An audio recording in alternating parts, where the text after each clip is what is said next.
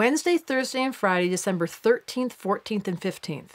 Wow. So the sun is in Sag and the moon is one sign behind in Scorpio. What a great combination. Sagittarius and Scorpio are two signs that just can't do anything but tell the truth. And the craziest thing is there's 3 planets in Scorpio: Jupiter, Mars, and the moon. And there's Venus, Mercury, and the sun in Sag. So we got this like wild fire, wild water. When someone has water and fire in their chart, it's at best a very psychic chart. And guess whose birthday it is? Tell me whose birthday it is. What day is his birthday? December 14th was Nostradamus' birthday. Do you know who Nostradamus was? It's such a crazy story.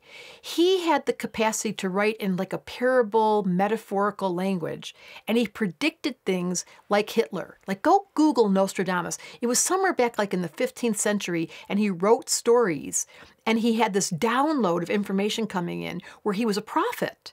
So that's exactly what Sag and Scorpio do. Scorpio is extremely intuitive. They get information through their dream time. They get information through their gut. They feel things. And Sag says the thing. Sag is an uninhibited sign. They have no need to please you. They're just going to go blah.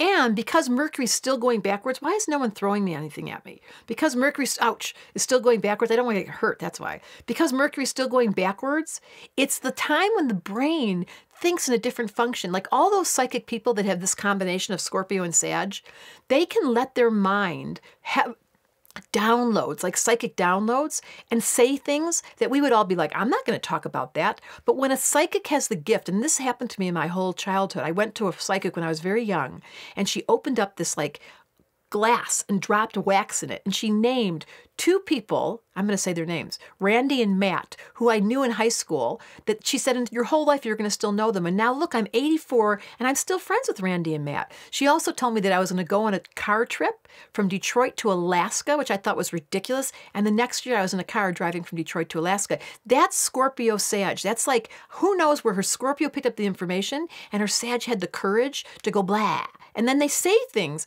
Most of us have intuitions, but we step over them.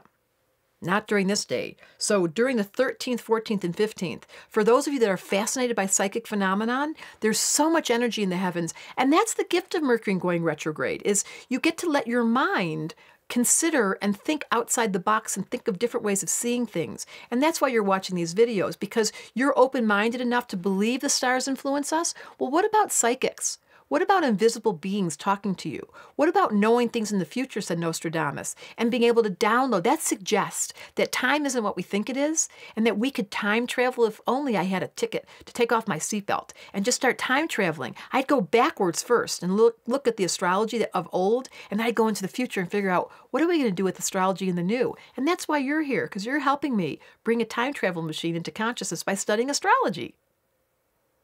Astrology Answers said Debra Silverman talked to them about stars. And I said, you bet.